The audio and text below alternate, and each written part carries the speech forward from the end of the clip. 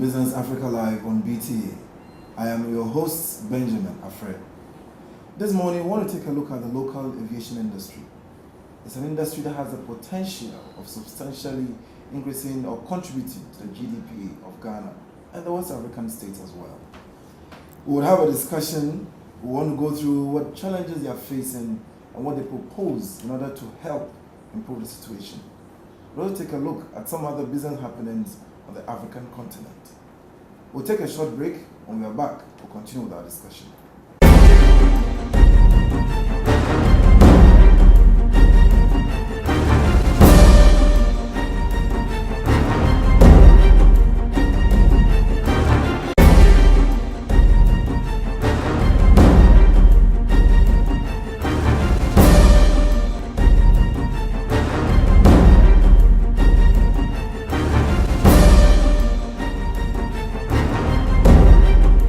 Welcome back. The local aviation industry has the potential of helping improve the GDP of the country. It helps move businesses much faster than when we talk about the roads. And it's actually much safer than the roads. So I want to see what we can do to potentially increase the contribution of the aviation industry to the GDP of the country, but more so, what challenges they are going through and what can be done to address these challenges. I have here with me this morning to do a discussion Mr. Kweku Ntwibu-Esiako, who is the Chief Commercial Officer of Amtrak Air. Good morning and welcome. Thank you. It's good to have you on our show. Pleased to be here. We want to take a look at the aviation industry. So first off, I want to know how you describe the operations of airlines currently operating within the country, more especially the local economy. Well, currently we have 4 active operators in the domestic aviation industry, and these are Amtrak Air that I represent. We have Starbow Airlines, we have Fly 540, and then we have African World Airlines. Which came just recently. Yeah, we started operations September 2012. Now, Amtrak Air has been in the industry for well over 10 years. Starbow and 540 started in the last quarter of 2011, and then almost a year later, African World started. So you are more like the big brothers in the industry. Well, you would say so. But it shows that generally the industry is still a young industry, if the oldest is just about 10 years. Yeah. So the industry is young, which means it requires a lot of support and all the assistance that it requires to be able to grow and be able to contribute to the economy as is expected. Have you seen substantial growth in terms of the number of people who are now pushing to use the local flights instead of the regular road transportation?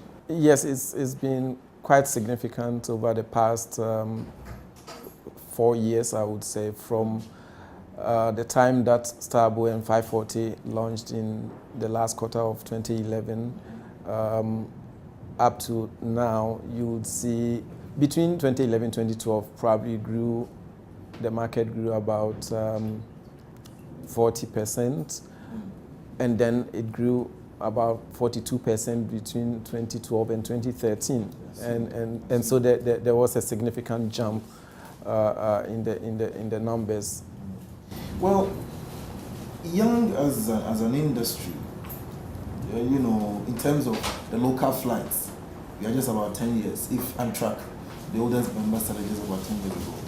So my question is, what has been some of the challenges that, the reason for which we haven't seen as many local flights as possible or local operators? Why haven't we seen a lot more people pushing to use the aviation, or let me say local airlines, instead of going by road transportation? Well, I think you asked 2 questions in one. The first is why we don't have many airlines operating. That is answered by probably the second question, which is that the market is not big enough at the moment to make it viable for a lot more airlines, because even with the current 4 operators, everybody agrees that we have overcapacity. You have more airline seats available each day than the number of passengers available, which means there's a lot more cost to the airlines. Ideally, under those circumstances, airlines should be able to charge more to be able to cover their costs. But of course, once you charge more or you start increasing the fares, you have a lot of people who drop out of the market. That's the passengers, a lot of passengers who do not or cannot afford the increased fares. And so one reason that we know many people are flying compared to road transportation basically has to do with the fares. On average, at the moment, the lowest fare you would probably get for Accra, Kumasi, or Accra, Takoradi is around 90 Ghana cedis. Okay. If you compare that to... is it in and out? No, that's one way fare. If you compare that to, say, a bus fare between Kumasi and Accra, probably the highest might be around 30, 35. But of course, it also has to do with the characteristics of those using the different services. Because if you're a business person and you know that whatever you're going to do on the other side is time constrained, then you're more likely to consider flying, because the difference of, let's say, 50 cedis might not be enough to justify the 3-4 hours you have to waste, if I would call it that way, waste on by going by road transport. And also, if you look at safety, as you mentioned in the intro, air transportation is by far the safest in Ghana. For the 10 years that Amtrak has operated, or even if you go 3 years earlier than that was the last time we had any accident, but that one involved a military-operated aircraft. It wasn't under civilian control. Now, the reason I'm making that extension is that in civilian aviation, there's a lot of regulations, a lot of oversight that is exercised by the Ghana Civil Aviation Authority that basically guarantees safety. It's not just by chance that you have, safer operations as far as air transport goes. It's not by chance. It's because every single system, every single operation, every aircraft, every crew member, whether a flight crew or cabin crew, they go through rigorous examination, rigorous testing, frequent checks.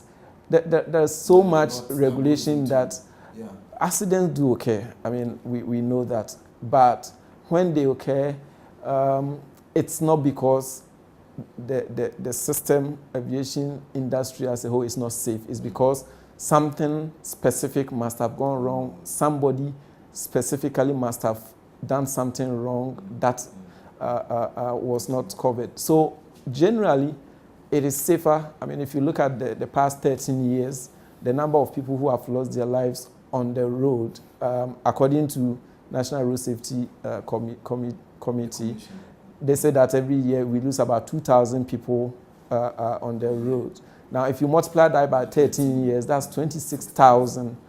Over the same period, not a single person has died traveling by air. So you can see, in terms of safety, the two, do not even compare.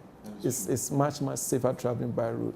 That said, we have huge challenges at the moment, and we've said this over and over again. If you look at the infrastructure at the moment at the regional airports, Kumasi, Tamale, Sunyani, and even Takoradi, I mean, the infrastructure is just basic. I mean, it's not up to standards that you and so you lose a lot of money, even in terms of ties that you have to buy, I mean, the frequency with which you have to replace tires because the runway surface is so bad, especially in Kumasi, which is the biggest market. Kumasi is about 60% of the domestic aviation market, and yet the runway has been so poor over the years. They've tried rehabilitating it, but up until this point, no operator is satisfied by the facilities. If you talk about waiting areas, you talk about screening equipment, it's all just basic. It appears to us though that the government and the authorities are more interested in the international sector because that generates a lot more revenue than the local industry. But the local industry contributes significantly to the economy, and that has to be balanced, against whatever direct revenue that is being received from the international aviation. Let me just take a quick break. We'll be back. Can you stay with us? Here are some vacancies at Elmina in the Central Region. Electrical or electronics and process engineer.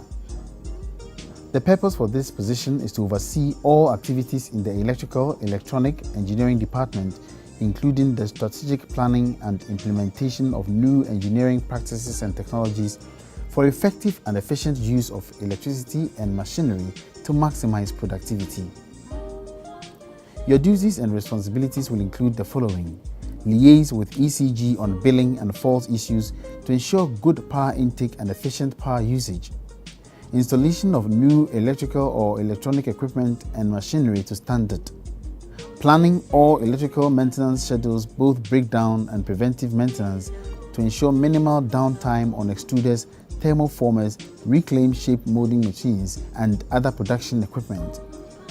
Programming of AC and DC speed drives, programmable logic controls (PLCs), controllers, and other programmable devices on extruders and thermoformers, and liaise with the production department to ensure smooth and efficient operation of machinery, among others.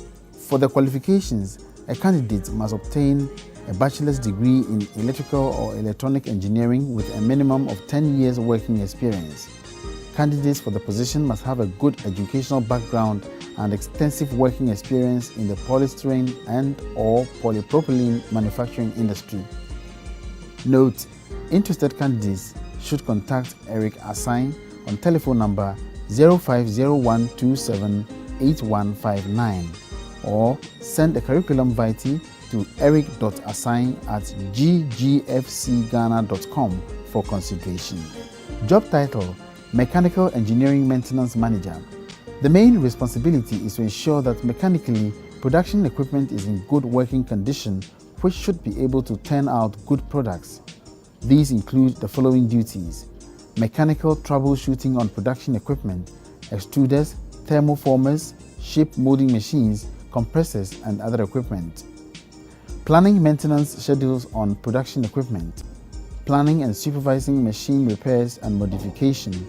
Installation of new equipment, and the design and fabrication and repairs of all product molds, among others. For the qualification and experience, candidates for the position must have at least City and Guilds Part 2 in mechanical engineering or its equivalent educational background with a minimum of 15 years working experience as a mechanical engineer with a reputable manufacturing company.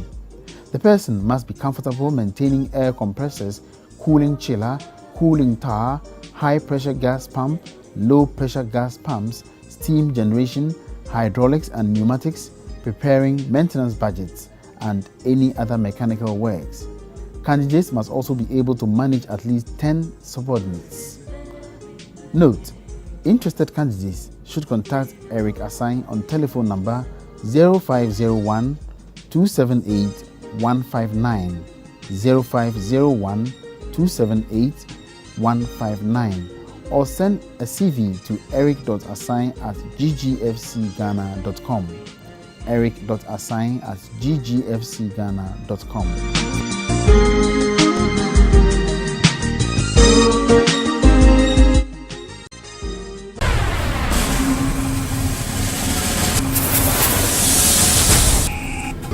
The tourism industry industry in Ghana is reported to be the fourth highest foreign exchange earner on our GDP list. We will find out what the impact, the identification, development and promotion of tourist sites in the local vicinities where they are located. We also want to talk to the various chiefs and opinion leaders in these communities to assess whether tourism is making a positive or negative impact on the lives of the local people. This is Tourism TV, fact-finding program that seeks to investigate the existing and potential tourist sites. Join me, Ralph Aike, this and every Friday on this wonderful expedition to find out what tourism is all about in Ghana.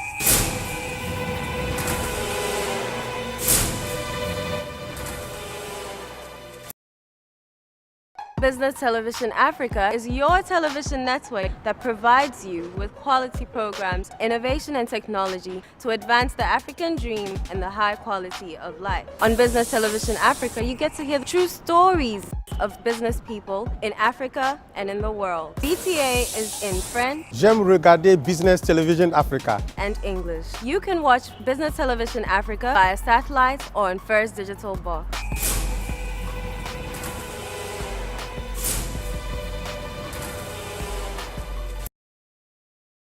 Welcome back. We're talking about the challenges that you go through. And then what occurs to me, we haven't seen a lot of, maybe we haven't noticed, but we haven't seen a lot of effort on the part of the airlines to promote the use of the local airlines as against the ground transportation. I say this because if you go through the discussions that we're just having, in terms of safety, air travel is probably the best they can get. But at the same time, we haven't seen a lot more people pushing for that. Could it be because people don't know? Or it's just, as you were saying, maybe because the airfares are more expensive than the ground transportation? I think that gradually a lot more people are becoming aware that even if you look at the fare alone, they are probably better off traveling by air, because if, for instance, you're driving your own four-wheel drive from Accra to Kumasi or Accra to Takoradi, if you look at the fuel cost alone, you may spend more than a one-way ticket. Plus, Accra Kumasi, it will take you just 45 minutes. Whereas if you're driving, even without huge traffic, without the risk of highway robbers, without all the risks, you're looking at 4 hours. So probably some people may not be aware of the economics of it. The other side is that, air travel anywhere in the world is a function of the economy. If you have a lot more businesses, developing in the regional centers, say if you have a lot more businesses opening up in Tamale or in Sunyani or in Kumasi or in the Ashanti region for that matter, you have a lot more people who would want to travel by air to go to work in the morning and come back in the evening. Air commuting is common in countries where the economy is booming. So generally when the economy is booming, you have a lot more people willing to travel by air because one, they can afford it, and two, they need it to be able to get to work on time and also return home in the evening. When the oil production started in Takoradi, in the western region, for instance, we saw a huge jump in the air travel between Accra and Takoradi. Okay. That has stabilized now because you don't have a lot of drilling activity going on. When you have a lot of drilling activity, most of the companies, they send one crew there, they do crew change every now and then. So all those activities, and you have all the logistics suppliers to the industry also patronizing air travel. So when the economy is growing generally, you'll have a lot more people who are able and are in need of air transportation. And so I would say that as the economy grows, and if the economy should grow, we should experience a lot more, passenger throughput probably than we've seen so far. Then I ask, how expensive or how cheap is it to run an airline? If you take the operations of Amtrak, for example, how expensive is it? as an operator? Yeah, running an airline is expensive. I mean, somebody has said that an airline is an industry where you need a huge investment but expect small returns over a long period of time. So if your interest is to go in, make quick bucks and get out, then that is not the industry for you. You need to be patient to grow the industry. If you pick any particular route, you need to develop that route, I mean, over time. For instance, Takoradi, when we started operating to Takoradi, it was one flight a day, not even every day, because at that time I was with CityLink. Both CityLink and Amtrak were operating a small aircraft because you had a few customers at the time. Over time, we had to introduce 2 flights a day because the demand, started going up. But at the initial stages, you can go with just half the capacity. I mean, very few people sitting in the aircraft. Any flights that you operate, you take off, you land, it costs you a lot. Your engine, your propellers, your tires, your fuel, aviation is a perishable commodity, if you understand it that way. If you take off and you land, if you didn't fill the aircraft, you've lost whatever cost that you incurred in operating that flight. You mean the fixed costs will still incur? The fixed cost, even the variable cost, because if you put in fuel, you're not going to recover any of the fuel that you've burnt, whether you went empty or not. Probably the load carries just a small percentage of the fuel burn, but you will lose much of the fuel anyway, even if you go empty. So it takes time to build the market, to develop the market, and that makes it much more expensive.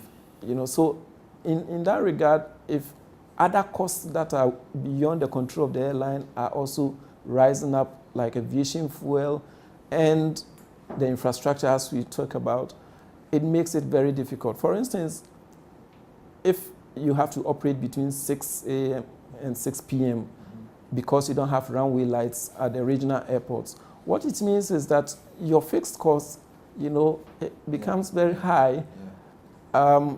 If you're leasing the aircraft, you have a fixed amount of fixed number of hours that you are supposed to operate. You guarantee that minimum number of hours per month that you have to pay. So whether you fly or not, you are paying that amount. Meanwhile, you have pilots who are being paid, who go to sleep or who close after 6. They could fly, they could do 2 more rotations, but you have to finish your schedule by 6 o'clock. Sometimes you have to cancel a flight because maybe in the course of the day you had a delay as a result of operational issues or even technical issues. If as a result of that you couldn't operate your last flight to, say, Kumasi before 6 o'clock, and they won't extend the time for you, you have to cancel the flight. So you have passengers. You have passengers who, when you haven't earned the revenue, even if they paid for the ticket, the only time you earn the revenue is after you have flown the passengers. Okay. So some passengers will come for refund, some passengers will ask for accommodation and transportation, and you lose all around simply because you don't have runway lights at the regional airports. And even in Takoradi, where the Air Force have a runway lights, they tell you if the flight cannot get into Takoradi before 6 o'clock, don't come at all. Even though they have runway lights that they can switch on and they will charge you for it. They said that according to national security, they should not allow any aircraft to land after 6 o'clock. So we have had occasions where we've had to cancel flights, whatever people have to do. There are people who are traveling from Takoradi to join international flights. And yet at the last minute, because you cannot get in before 6 o'clock, you cancel the flight and people have to travel by road.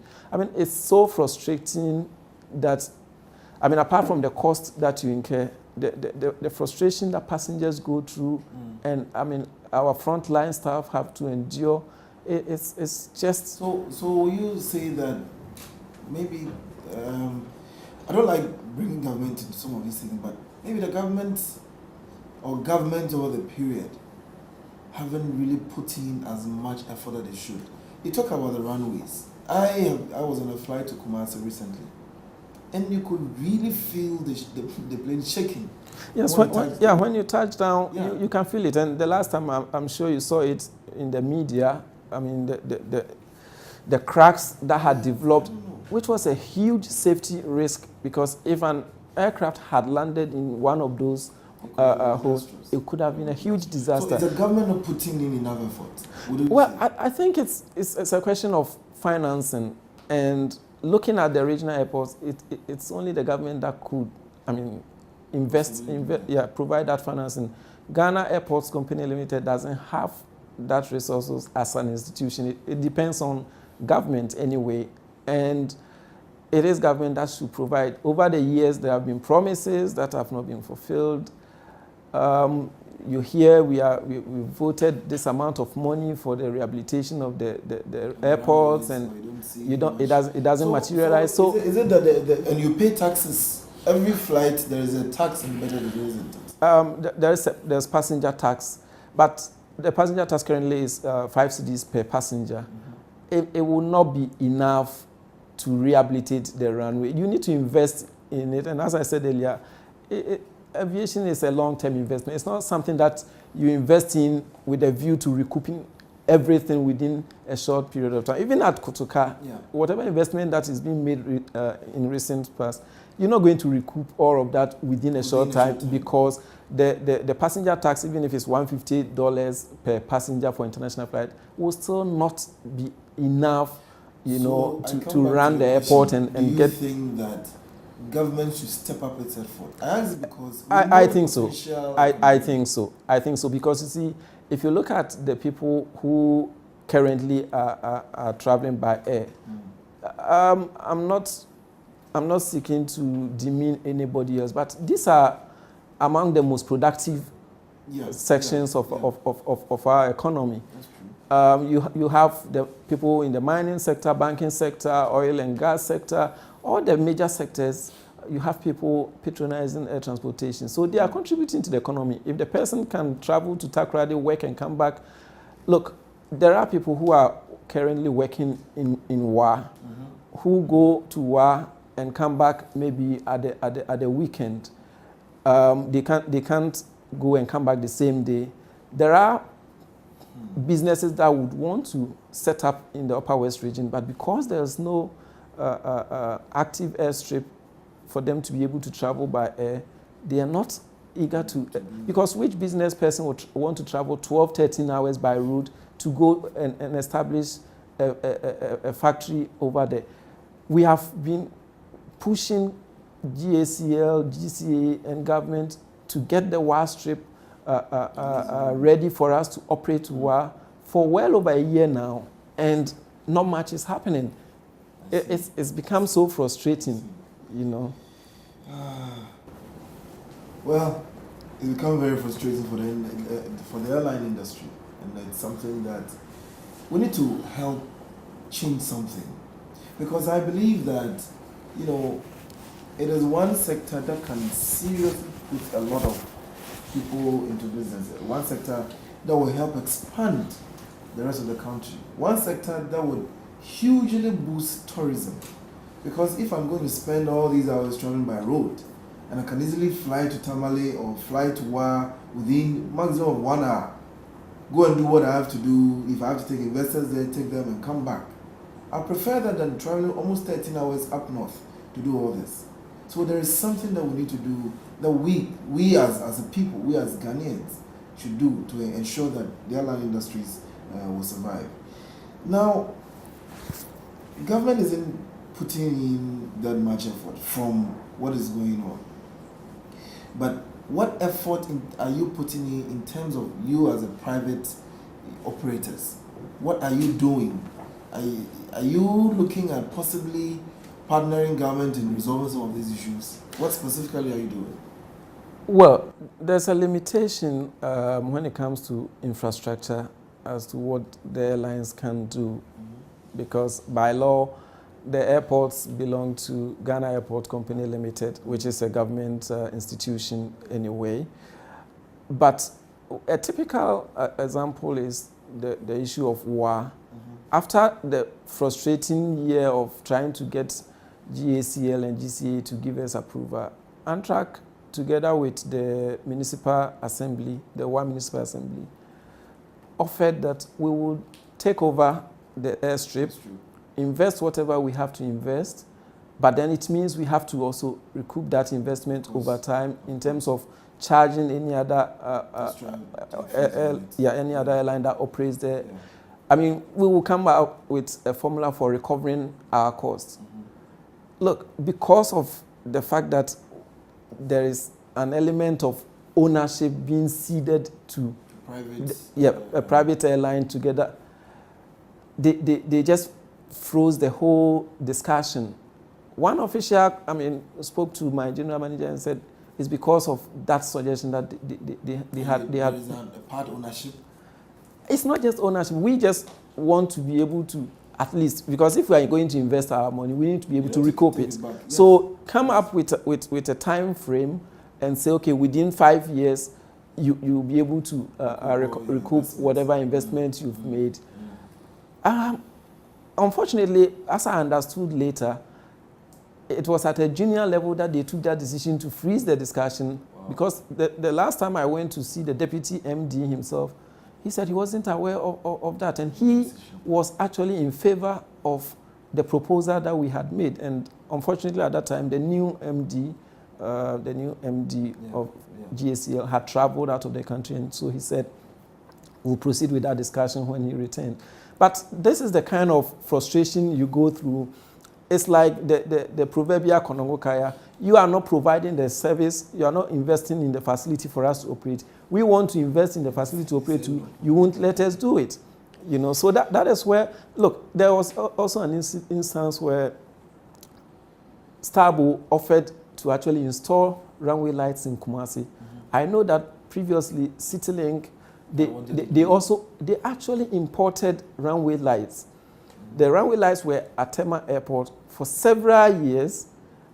They said, well, GACL should use their tax exemption status to clear it and take it. They were not even selling it to GACL. They should just clear it and install, because after all, they also benefit when there are lights in Kumasi. It wasn't happening until the lights got stolen at the Tema port. So if the government will not install runway lights for us to operate beyond 6 o'clock, private airlines have offered to install those lights so that there can be a way of recouping the investment. That one too has not happened. And all of us are suffering at the moment. It's a serious thing, It's a very serious thing, because I would love to go to Kumasi, come back on the same day. For example, this week we have a meeting in Kumasi, and the intention is to fly to Kumasi in the morning. We are done and then we'll come back. But if you are going through such frustrations, that means if you don't leave Kumasi before 6 p.m., you can't come back. What it means is that people are not able to use all the productive hours that they could have utilized in the day. If you go in the morning and you want to come back, it means you have to leave whatever you're doing by, let's say, 4 o'clock, drive to the airport and check in not later than 5:30.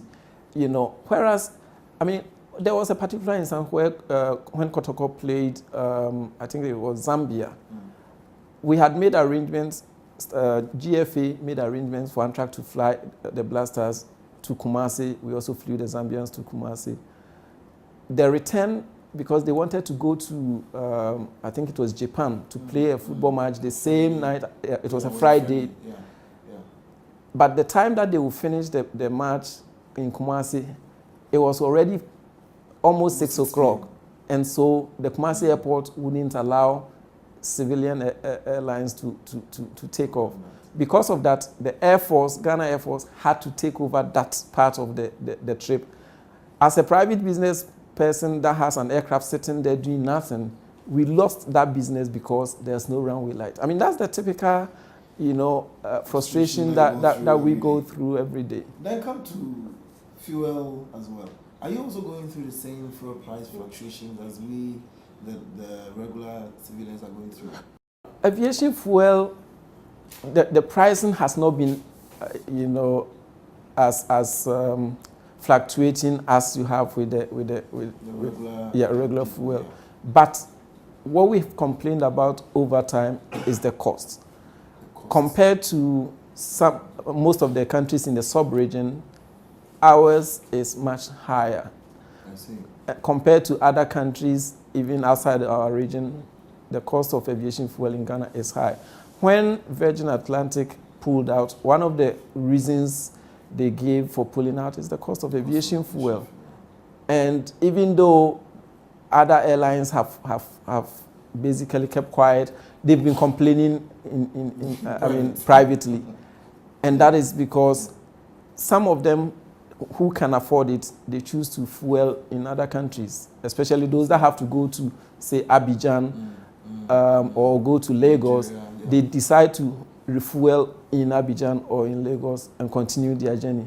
So, in effect, actually, Ghana has been losing revenue because, we are not selling the volumes that we could be selling in terms of aviation fuel in Ghana, because some of the airlines currently, the practice, especially the international airlines, the practice is to refuel somewhere in West Africa and not Ghana. But of course, we don't have that luxury. We have to operate here, and so we suffer the consequences. But that then, even though I wouldn't say you're in direct competition with the international flights because they travel outside the country, it also puts the industry in a bit of a serious difficulty regarding aviation fuel. If you're unable to, or if you need to fuel at a much expensive level, then what I ask is, how then are you surviving? Well, to be very honest, at this point, not many of the domestic operators can say they are really profitable. Even if some are making some profit, it's not up to the level that you would expect for the long term. Yeah. And so some of these issues have been raised, and we've had discussions with our sector ministry. And now they even have introduced the VAT, which is another issue altogether, because if at the current fares, people find it difficult to travel by air, if you increase it by 17.5%, you're going to, discourage a lot more people, and the industry, as it is now, cannot grow further if you do that. Do you see a future for the aviation industry? With all these challenges, with all these bottlenecks, with all these difficulties you are going through, do you really see a very profitable local aviation industry? Well, those challenges would have to be addressed, and that's why we've not stopped talking about it and bringing these challenges to the attention of the authorities. Okay. But if those challenges are addressed, then obviously as the economy grows, the industry can only grow, because a lot more people will find out that they are safer and also they are more productive if they travel by air. Yeah. And at the moment you have a lot more students and people who choose to travel by air. So basically the potential is there. But yes, these challenges definitely would have to be addressed, because we can't continue to lose money and hope that in the future we'll make some return on investment. Ghana has a committee on transportation, I'm sure, with aviation and all that inclusive. Have you tried lobbying them to see if they can put in some measures? Well, lobbying has become a dangerous term to use in Ghana nowadays. But let's face it, in Ghana, Parliament really doesn't have any powers. Let's face it. It is the executive, and if the Minister for Transport is willing to carry our issues to cabinet and to her colleague ministers, say the Minister of Finance and the other sectors, other sector ministries, we will get somewhere. If you go through Parliament, it will be just one more talking shop and nothing will happen. We're not denigrating Parliament, but let's face the fact, they don't control anything really. It's the executive that will propose, even if it comes to rehabilitation of the runways and providing facilities at the various airports. It's the executive that would put it in the budget and say we want to spend X amount on providing screening machines, etc. It's not Parliament. So I wouldn't honestly waste any effort trying to go through Parliament with these issues. Let's take a very quick break. We're back for a final round of discussion with Mr. Kwesi.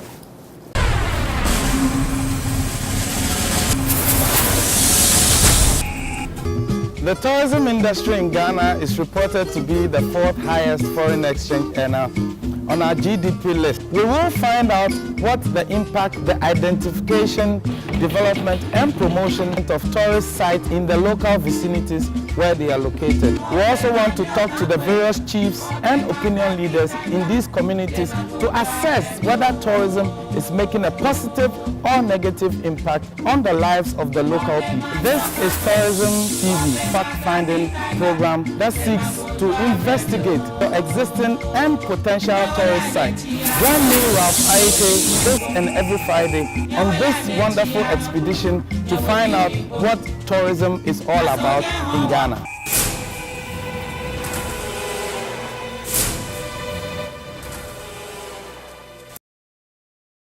Business Television Africa is your television network that provides you with quality programs, innovation and technology to advance the African dream and the high quality of life. On Business Television Africa, you get to hear the true stories of business people in Africa and in the world. BTA is in French. J'aime regarder Business Television Africa. And English. You can watch Business Television Africa via satellite or on First Digital Box.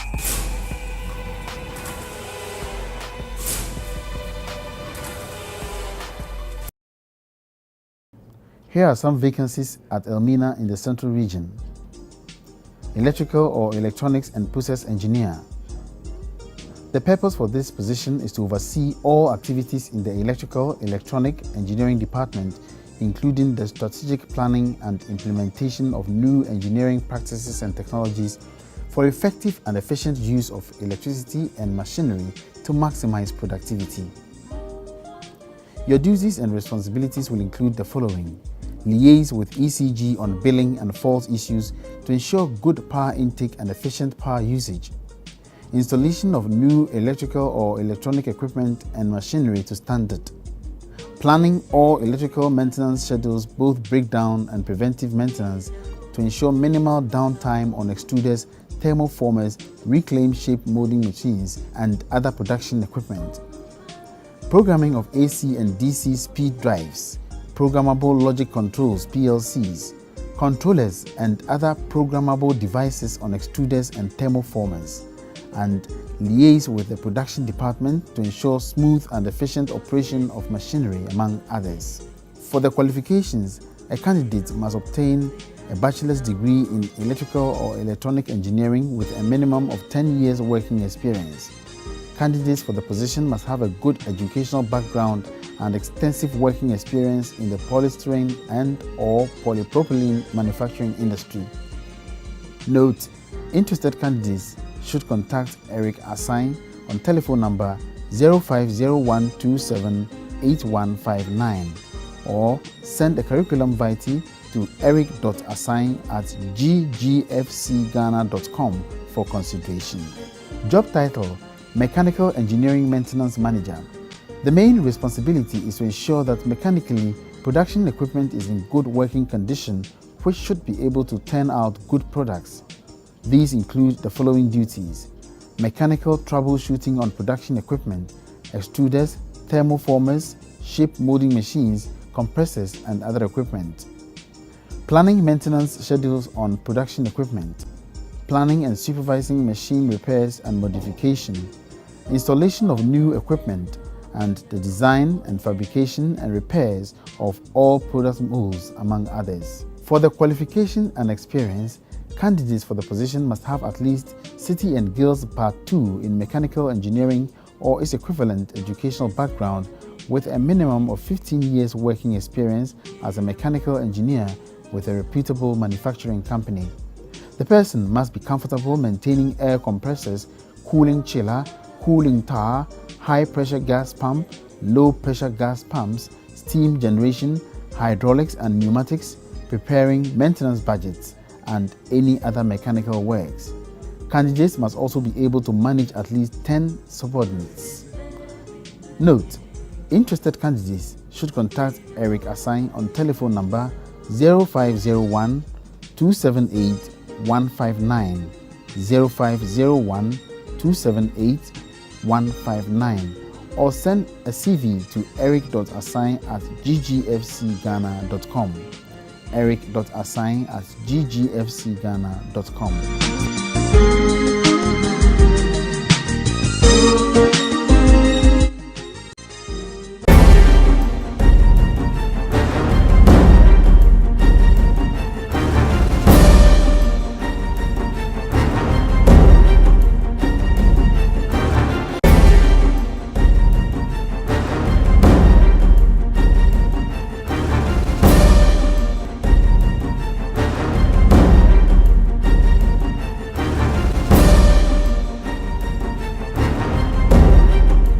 Welcome back.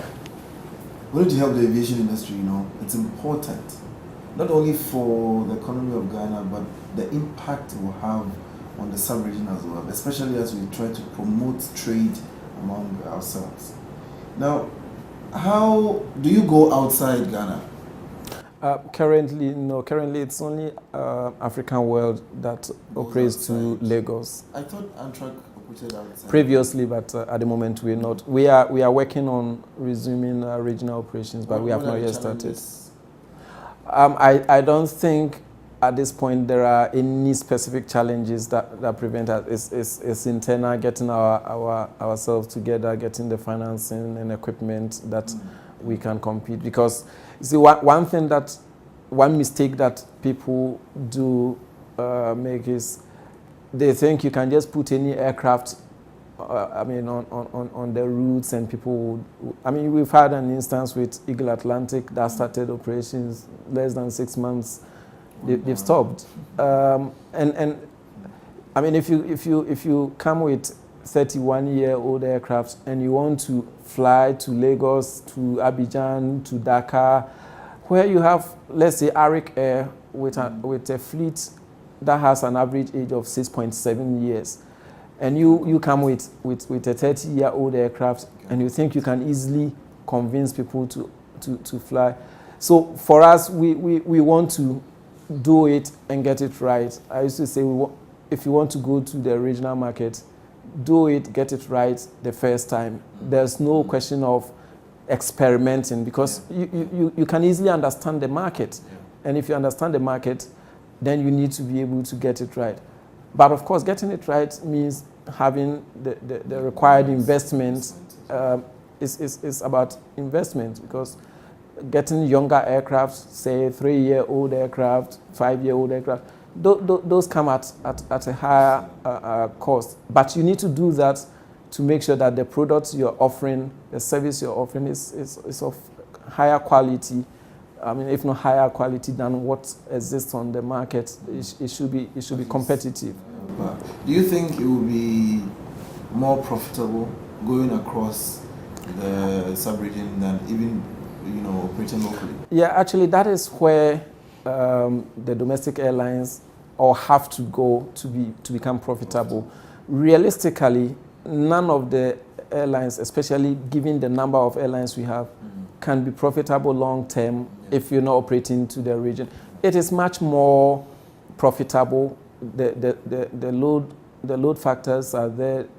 You can charge reasonable yield. That's the first per passenger on the regional routes compared to what you can charge domestically. So that is the next level for all the domestic operators, and I know that all the domestic operators have plans to operate to the regional market. Because look, last year, 2013, you had 1.6 million passengers who either arrived or traveled out of Ghana. And how many of them were carried by a Ghanaian carrier? The revenue, you're looking at probably over $1.5 billion. So it went to foreign carriers. So it's also one thing that our policymakers need to think about. Even though we are investing so much in the international airport and international aviation, how much of the revenue is coming to Ghana? I mean, we are crying, Staying staying in Ghana, Yeah. staying in the economy. Yeah. We may have received some passenger taxes, probably 120, 140 million dollars, but if you match that to 1.5 billion, it's not up to what we could potentially generate for Ghana. And that is where whatever support government can give to the Ghanaian operators, they should, because in the end, if Amtrak Air earned, let's say, 200 million of that 1.5 billion last year, all of it will be in Ghana and it will be circulating here. The dollars that we are complaining about, because of course, if you're going international, you will charge in dollars. Yeah. That foreign currency would come here. The profit that the company tax that the airline would pay would also be part of the revenue that will stay in the country. But much of this revenue is going out of the country. That is what it There's is. a lot to be done. Well, let me take your final comments. This program it always looks at solutions, things that will help at least improve the situation. I want 3 things you think can be done immediately between the now and let's say the short term that you think would bring some significant boosts to the local aviation industry. Well, immediately, we are talking about rehabilitating the regional runways Runways. and providing runway lights Okay. and providing, infrastructure at the airport, for passengers, the waiting area. Because sometimes in the morning when all the airlines are checking in within a short period, you see the place so crowded. Yeah. There are delays as a result because you have only one screening machine. Sometimes even the baggage screening machine is broken down and you have to use the same screening machine that you're using to screen passengers, to screen the luggage. And all of that waste time, it costs us money. So these are things that they can do immediately. If you take Sunyani Airport, for instance, because of the shortness of the runway, Amtrak, for instance, is losing money because you can only take 43 passengers when you are coming from Sunyani. Meanwhile, the aircraft can take 68 passengers. I mean, and all they need to do is to add another 300 meters to the existing runway. These are things that can be done immediately. Why, for instance, I keep saying, over the years, all the tax breaks that we have given to companies who establish businesses in those parts of the country, what has happened? Nothing. Because time is money to every business person. Why would they travel 13 hours? Just spend a little amount of money to rehabilitate, to fix. The runway itself is even better than Kumasi. But you need the fencing and a few infrastructure to make it acceptable to Ghana Civil Aviation Authority. That is all that it requires. And if you do that, airlines will operate there. It will open up that region because, between Upper West region and Burkina, there's also, business that can be generated because most people in southern Burkina, if they want to come to Accra, they have to go all round, before they get to Accra. Meanwhile, 2 hours, they can travel from Hamile at the border to Wa and join a flight. It could open up that region for business. This is something that can be done within the next 2 months. That strip is good. It's tarmac. All you need is a few infrastructure, and Civil Aviation Authority will give approval for us to operate there. There's a lot that this industry can bring to the country and the sub-region as a whole. So there's a need for us to push government to do something now before we lose out. Because once people start going across the other African countries, the likelihood of operating within the country will really go down. Because it looks like it might be more profitable going across the African countries than just operating within Ghana. Meanwhile, there's the need to improve local tourism. There's the need to improve local businesses to open up to the rest of the country. Mr. Boysiako, thank you very much for coming this morning. Thank you. I'm grateful, and I'm hoping that the next time that we meet, you can tell me some positive things that have happened between now and then, the next time that we meet. Viewers, I want to thank you very much for staying with us throughout the program, staying with us throughout our discussion. I'm hoping that we can, through this effort, push government to do something about the local aviation industry. Stay tuned in, don't go away.